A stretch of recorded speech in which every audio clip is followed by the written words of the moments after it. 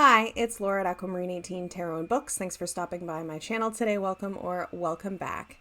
In this video, I want to share with you the books I read in April 2024. If you are new to my channel, this is normally something that I embed in a end of month recap video, but because there was a lot going on in the month of April, including the fact that I read 10 books in the month of April, I figured that this month I would separate out the book portion into its own video. I do this occasionally when I think that my end of month recap is just going to be massively long. This way, it's separate and makes two shorter videos instead of one massive one, and it means I can film in batches more easily with less editing. So I have 10 books to share. These are in no particular order other than the order that the hard copy books are in a pile in front of me. I had a good reading month in April, so I'm happy to share my thoughts. Most of these were on my TBR, since I've been making monthly TBRs, planning my reading ahead. But there are a couple of surprises, and I think one or two things that I had on my April TBR that will not be featured in this recap because I'm still working on them now in early May. So here are the 10 books that I read in April, and I will timestamp below if you want to skip ahead. The first book that I want to talk about, I may make a longer review video at some point, but I read Cartomancy and Folk Witchcraft, Playing Cards, and Marseille Tarot in Divination, Magic, and Lore by Roger J. Horn, and this is the expanded second edition. This was a book club read in the Patreon Discord of my friend Tegan over at Cosmic Creeper. This is a book that a number of us are reading together in that group and chatting about as we go over the course of several months. But when I start a book that I like, I have a very hard time taking my time and dragging it out across several months for the sake of discussion. I knew early on that this would be one that I would read more quickly and then kind of revisit over the course of the months to be able to participate in discussion. This is the first book on playing card reading that I have read in full. It also, as the name suggests, speaks to using cards in magical workings, and it also speaks to the Marseille Tarot majors. The way that this book is structured, Horn's take on playing cards is effectively applicable to Marseille or Pip minor arcana in terms of thinking about things like numerology and elements and suits, and then the majors are treated separately, as are the courts, since the playing card court and the tarot court are not quite the same, right? Not the same number of cards. So the table of contents includes an introduction, understanding the cards, reflecting on the Marseille trumps, reading the cards, conjuring the cards, and then an addendum. And I will save my, very detailed thoughts for a separate review video at some point, maybe with some demonstrations of some of the playing card reading techniques. I will just say here that I really, really, really liked this. 5 stars. I think it's fantastic. I really appreciate Horn's approach to inclusivity in the book.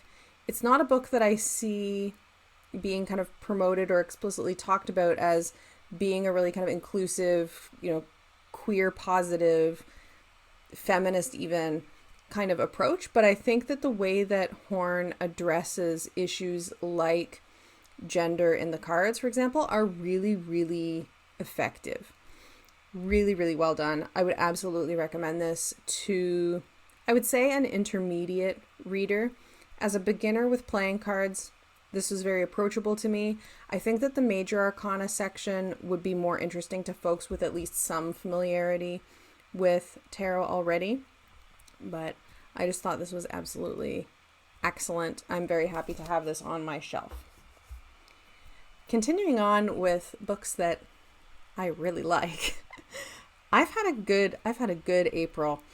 I finished a book that I've been reading for quite a long time now, Red Tarot, A Decolonial Guide to Divinatory Literacy by Christopher Marmolejo. This is a very, very recent publication on North Atlantic Books, 2024 release. And I received an advanced copy of this from the publisher for purposes of review. And when I received those, I received them as ebooks. I knew very quickly with this that I wanted a hard copy, that I would want this on my shelf, that I would want to keep it. And I kind of waited as a result and reviewed a little bit late. I knew that this was the kind of book that I would be wanting to underline. I underline in pencil, put some asterisks beside things. I think this book is absolutely brilliant.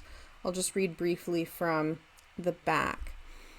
Red Tarot speaks to anyone othered for their identity or ways of being or thinking, LGBTQIA2S+, and BIPOC folks in particular, presenting the tarot as a radical epistemology that shifts the authority of knowing into the hands of the people themselves. Author Christopher Marmolejo frames literacy as key to liberation and explores an understanding of tarot as critical literacy. They show how the cards can be read to subvert the dynamics of white supremacist, capitalist, imperialist patriarchy, weaving historical context and spiritual practice into a comprehensive overview of tarot. And it continues on from there. This book,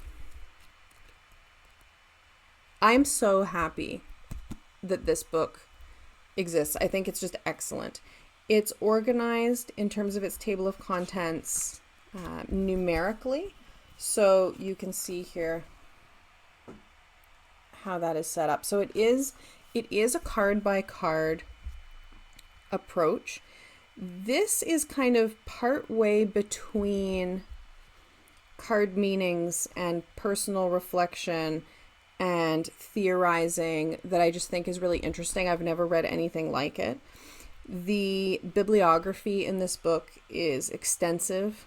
One of the reasons that I wanted to read this in paper as opposed to ebook is because the referencing is done as endnotes rather than footnotes. And in the ebook, it was challenging to flip back and forth. Now, I had an advanced copy. Probably, I would assume that the ebook in its kind of final published form would have hyperlinking, so that would be a lot easier. But the draft ebooks often don't. And the references in this text are really important. The author is working with intersectional feminist thinking, Black feminist thinking, decolonial and Indigenous feminist thinking, critical literacy, so authors like Paulo Freire, for example, and the referencing is extensive. I know quite a few of the authors that this author is referencing from my own kind of studies and background in teaching. And I just think that what this book does in terms of bringing, decolonial theory, critical literacy, and thinking about epistemology with tarot is so completely and utterly fascinating. I feel like I want to reread it. So absolutely highly recommend this book as well. It is not a how to read tarot book. It is definitely not a beginner tarot book. I think, though, that it would be of interest to more intermediate to advanced tarot readers, or anybody who's interested in connecting tarot to kind of theoretical and like political theoretical specifically conversations. I think this is absolutely fantastic. And maybe I'll do a review of this as well, a short like a separate review video just talking about this book, because I really think that this is wonderful, and I hope a lot of people pick this up. Moving on to some fiction. I read Sweep of Stars by Maurice Broaddus, and this is a very sweeping, epic science fiction novel. and it's the first in a trilogy.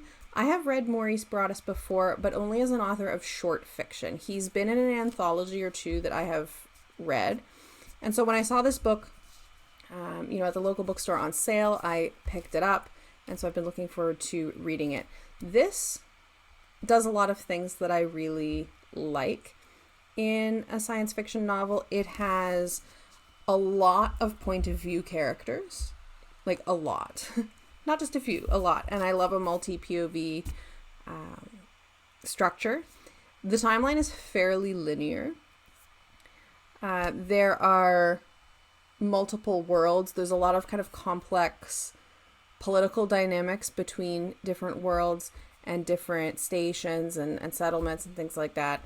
There is a wormhole, and the politics of access to the wormhole are a main kind of feature of the plot. There are spies and secret agents and conspiring and just really, really interesting political dynamics in this book, which is, exactly the kind of thing that I look for. It is a Afrofuturist book. It is one that, I'm just reading from the Publisher's Weekly on the back, introduces a cooperative society of Pan-African people stretching through the solar system. Broaddus draws a direct line in global Black history from the kingdoms of pre-colonial Africa through the American Civil Rights Movement into an imagined future, making this a hugely ambitious and notable work of post-colonial science fiction. Ambitious, absolutely. This book is doing a lot. The world building is really fascinating, and I think Broaddus is an excellent writer. I'm really happy that this caught my eye at the bookstore, because the sequel to this, it's going to be a trilogy, the Astra Black trilogy. The sequel to this is coming out this year. I'm not sure the month or the date. I haven't looked that closely, but I know that the sequel for this is coming out. So I will be looking forward to the sequel because I really enjoyed this. I read Tauhu, a novel by Kotoku Titihoya Nadal, and this one is a novel is the subtitle. This is an interesting one. The author is of Maori and Coast Salish descent, and as the book describes, this novel envisions a shared past between two Indigenous cultures, set on reimagined versions of Vancouver Island and Aotearoa, New Zealand, that sit side by side in the ocean. This is beautiful, beautifully written, not at all what I expected. This almost reads as a collection of kind of vignettes more than as a novel to me. It is in sections that vary in terms of how connected they feel as one is reading them. I think that this, it's quite experimental, I think, or innovative in terms of its format. And I think that the author is amazing. I think that she has done so much within a way so few words. It's fairly short, and the font is even kind of large. 200 pages. But the kind of atmosphere and how evocative the writing is in these short sections is just beautiful. I am not going to say that I fully understood all aspects of it. It's very poetic. Parts of it read as poetry for sure. This is one that I had never heard of, but my friend had been reading it, and they finished it while they were staying with me at my house, and they said, oh, why don't you have it and you can read it next. So this was totally not on my radar at all until it literally fell in my lap. And I'm really glad that it did, because I enjoyed reading this as well. I read a novelette called The River Judge by S.L. Wong, and this is one that was not on my TBR. This was a spontaneous read. The second I saw it, I got it, and I read it all in one day. It's a novelette, so it's short. Because this is set in the world of the novel The Water Outlaws, which I've talked about before. I thought The Water Outlaws was fantastic. So when I saw this, I was really excited. It is not in the timeline of The Water Outlaws in a way that one would need to have read the novel in order to read this, but the kind of cultural context and geography is connected to that book and the timeline and things like that. So, rather not the timeline, the setting, we'll say. And the river judge follows a daughter of an innkeeper, and it's an inn that is on a river. So people going, kind of different merchants going up and down the river stop at this inn. And the daughter, how do I explain this book without, it's a novelette. It's hard to talk about without giving spoilers. The daughter finds a body in the inn and comes to realize that there's more going on in the inn than she might have realized. And, you know, that her father may have other jobs besides being an innkeeper, effectively.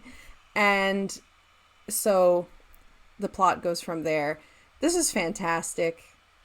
I hope there are more stories in this world because I liked everything about The Water Outlaws, and this was excellent as well. Very dark, quite heavy, this one. Very, very good.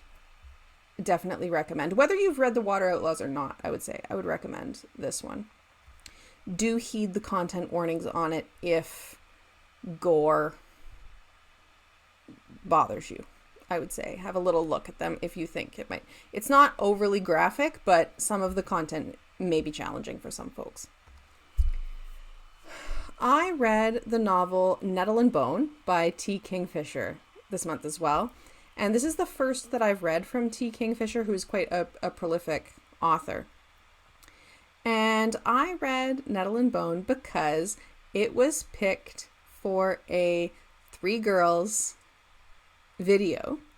It was like 3 girls and a book, I suppose, as opposed to some decks, you know, as it usually is. I'm not sure when the live of the discussion of Nettle and Bone is going to happen. I really, really hope that I can come because I had thoughts. I will say in terms of this novel, I really liked the ensemble cast.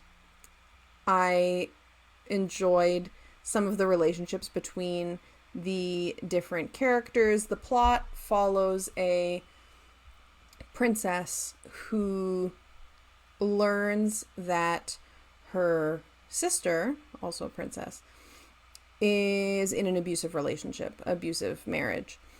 And there are magical and supernatural aspects to the plot as well. And so she's going to try to save her sister, effectively. And, you know, there's a kind of unlikely ensemble of characters along the way that she meets or that come along with her that help on this mission in one way or another. I liked the cast overall. I mostly liked everyone else in the ensemble cast more than the main protagonist, who I thought read very, very, very young, considering that she's described as 30.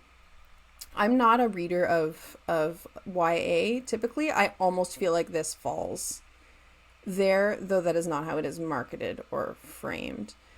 I thought the world building was really interesting.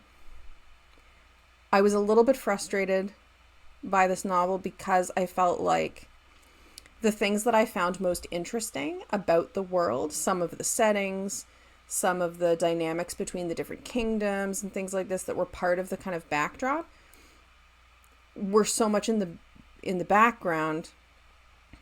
Meanwhile, some of the things that were in the foreground felt a lot less interesting to me, to be quite frank.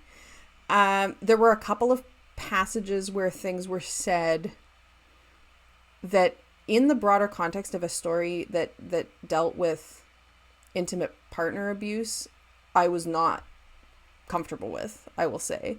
Definitely, like, I had some issues there. I see why this book is very popular. I think T. Kingfisher's writing is beautiful. I would happily read more from T. Kingfisher. This was not my favorite. I didn't hate it. I gave it 3 stars, I think. I feel complicatedly about it, we'll say. Let me know if you've read Nettle and Bone and what you thought of it. I'm very curious to hear what others' thoughts were, and again, to participate in the 3 girls discussion, I hope. I read a sequel that I have been waiting to read, Moon of the Turning Leaves by Waubgeshig Rice. This is a sequel to Moon of the Crusted Snow, which I loved. A horror, kind of post-apocalyptic, dystopian, really dystopian, even more than horror, I would say. Moon of the Crusted Snow is a creepy read, and if you live somewhere with snow, I would say to read it during the winter because it follows a remote Indigenous community after a power outage, and the power goes out and doesn't come back, right? So read Moon of the Crusted Snow first. This book will make 0 sense if you haven't read Moon of the Crusted Snow first. It is very much a sequel. It picks up several years after the first novel ends with the same characters, or a number of the same characters anyway.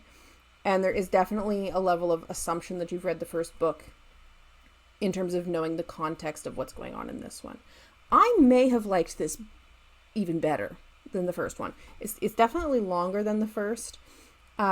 It follows members of this community who are basically kind of traveling to another region to see about potentially relocating the whole kind of community. So there's, I don't know if it's 8 of them, 6 of them or 8 of them go on this kind of journey to see what's going on because they've been in the bush, isolated as a community for a very long time after this event that knocked out all the power, right? So they're going to kind of investigate what's happening elsewhere, if there are people elsewhere, and so on. The scouting trip, going down to the shores of Lake Huron, which is where I grew up, on the shores of Lake Huron, actually. So this was excellent. I really liked the character development in this with some of the characters on the expedition. I love how Waubgeshig Rice integrates Anishinaabemowin language into his work. I like how different kind of interpersonal dynamics were in this book, and I like just the overall tone of it so much.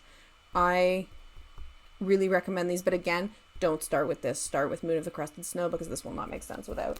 I really like this. This is the last fiction. I read The Citadel of Weeping Stars by Aliette de Bodart, who I have read before, and I read this one on my travels during April on my way to Reader's Studio. This is a novella, and it is set in a broader universe in Bodart's work that spans a number of novellas and short stories as well. They're not like linear in a series, but they share a context and a culture and a world that unites them in that way. And this is a science fiction universe with a whole kind of series of different space stations and planets, and the kind of cultural context of the novels is Vietnamese-inspired specifically.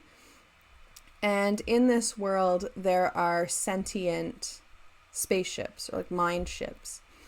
And these mind ships are part of familial lines, and they are children and sibling to human characters, which I think is really, really interesting. This particular novella is dealing with a situation wherein it seems that some of these mind chips have been kind of taken by a rival or enemy federation and kind of turned against their own. And so they need to try to figure out, how this could have happened, how to prevent it, how to reverse it, and, how to best position themselves against the approach of this hostile federation. And part of doing that is looking for a citadel, the citadel in the title of the book, Citadel of Weeping Pearls, sorry, not stars, pearls, Citadel of Weeping Pearls, which is possibly lost in time. So there's a lot going on in this novella. I just really, really like the world building in this series.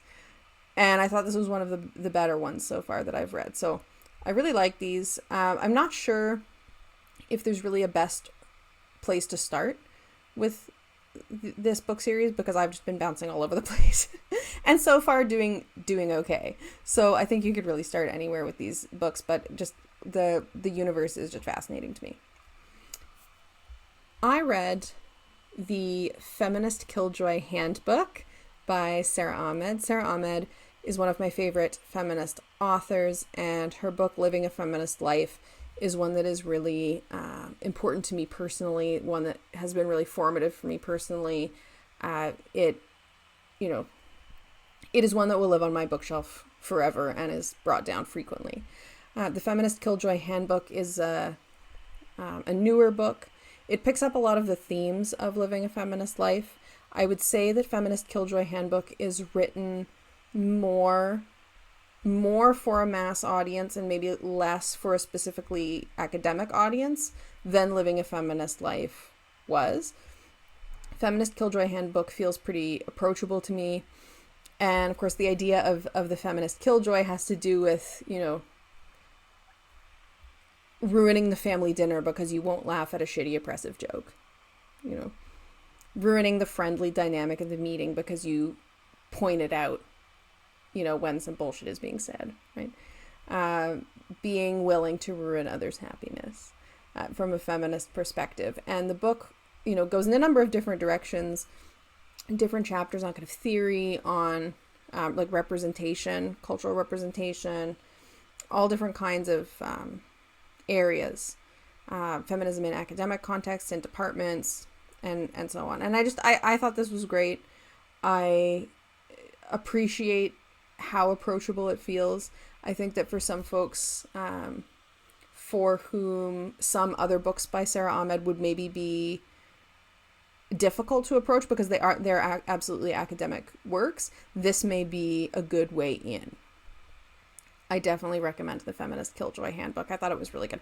I've already given away my copy as a gift to a friend, and I think I'll probably get a copy for my mom as well. I feel like this is one that I might end up gifting around a fair bit because I think that it is a really good, approachable feminist text that is, specifically like a queer feminist, obviously like trans-inclusive feminist. If it's not trans-inclusive, it's not feminist. Specifically anti-racist feminist. It's really good. Really, really good. Feminist Killjoy Handbook by Sara Ahmed. Finally, last but not least, I read an anthology called Beyond Survival: Strategies and Stories from the Transformative Justice Movement. And I read this as part of the Blossom Book Club. Katie Flowers runs through her Patreon. This was the one that won the vote. And as the name suggests, this is an anthology of reflections, accounts, tools, thoughts, written by practitioners of transformative justice in various contexts, mostly American contexts, but various kinds of contexts. So things like accountability circles, different processes for addressing instances of violence or harm in ways that do not rely on or default to or involve the state or police, right? And I liked this book. I do think that this book is a bit challenging in terms of what its audience is. I don't think that this would be what I would suggest as a 101 for somebody who is completely and totally unfamiliar with transformative justice as a concept. I do think there's a certain amount of background knowledge that I think navigating a book like this would be easier with some degree of background knowledge. It's also really not a how-to. Definitely, you know, the subtitle talks about strategies. There's definitely some kind of concrete suggestions, but this is also not a book that's going to teach you how to do transformative justice, right? It is more so, I think, at its most interesting, is more so a collection of reflections on different kind of, you know, ethical challenges, different kinds of competing priorities, you know, kinds of challenges that transformative justice faces when one is trying to put it into practice, right? Different pitfalls that one can fall into when thinking about a transformative justice process. And there's some discussion of distinguishing transformative justice from restorative justice, from things like community mediation, which, you know, relates to my professional life in a very direct way. So I was interested in that conversation. Inevitably, as an anthology, some contributions were more interesting to me than others, but overall, I thought that this was an interesting read, and I'm looking forward to chatting with other folks in the book club who read this. So that is my 10 books of April 2024. I had a good reading month, and I will say already, I'm filming this a bit later than usual. It's May 6th already. I'm already off to a good start for May as well with Asian Readathon, which I'm very excited for. If you've read any of these books that I've talked about here, let me know in the comments what you thought. I hope to be in the chat with some of you for the Three Girls chat on Nettle and Bone, and I will see you all in another video very soon. Thanks for watching. Bye.